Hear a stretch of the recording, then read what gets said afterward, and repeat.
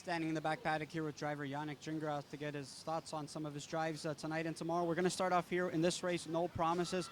You qualified this filly both times, winning efforts, and you did each different way, on the lead and chasing.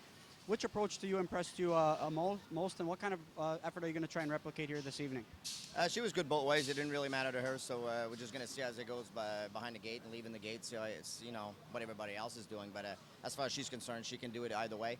She's sometimes not the greatest, steadiest gated-wise. She's big, and, she just got to come into her gate. But we'll see how it goes, I guess, in the early part of the race. You're going to sit behind Mega Hill. You didn't qualify him the first time, but you did sit behind him the second time in a dominant score. He added trotting hopples in that effort. Can you provide maybe some insight as to why he did add that piece of equipment, and how are you going to try and navigate him from the rail this evening?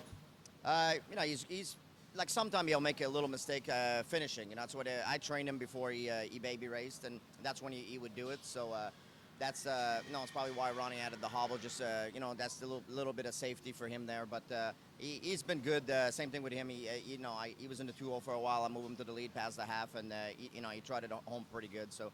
Again, same thing with him. We'll see what everybody else is doing. It's a bit of the same thing as last week, right? A lot of these races, I think it's going to be on not a lot of speed, I wouldn't think, on most of them. And it's going to be about positioning, try to be in the right spot at the top of the stretch. Perfect Lynn, one who you qualified a second time around to a winning effort. What was her effort like in your opinion? And again, do you think that she's capable of a big performance here tonight?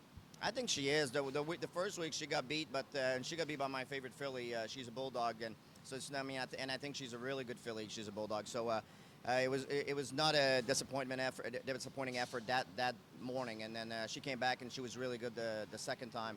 I think she's ready. There's a lot of good Sting filly though. I think it's a really a tough field. There's all of them I think I've won or been right there. So.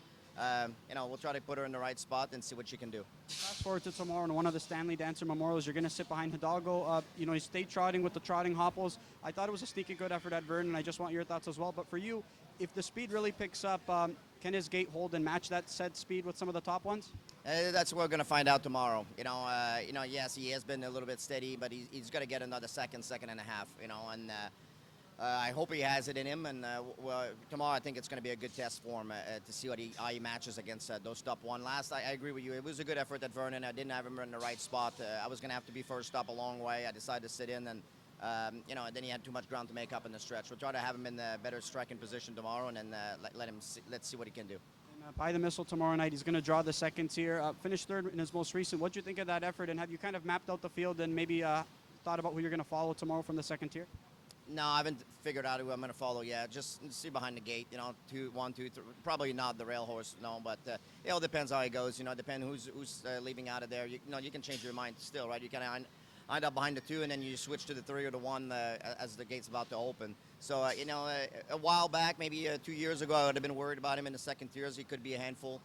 Now he's actually really nice, maybe too nice to drive. I think we're going to close him up tomorrow and try to get his attention a little bit. So I haven't talked to Ronnie. That was the plan before the second tier, so we'll see how it goes. But he's been beautiful to drive, so I don't see that being a problem at all. And lastly, tomorrow you've got Looks Good in Lulu. She's coming off a runner-up finish in her qualifying try to Mickey and Minnie. She missed a month in between her most recent start where she was beaten. She was a beaten favorite. What do you think of that qualifying effort? Was that by design to miss a month? And what do you think about her chances tomorrow night? I mean, I haven't driven her before, but talking to Ronnie, Burke, and Rand, they both said that she was just struggling in the turns a little bit on the 5/8. She was. Ronnie wanted to bring her back on the big track. That's the only reason she didn't race for a little bit, because there was no races for her on the big track.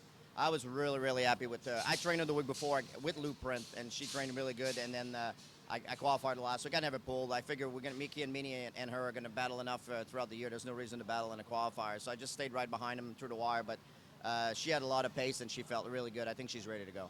Appreciate your time, Yannick. Best of luck this weekend. Thank you very much.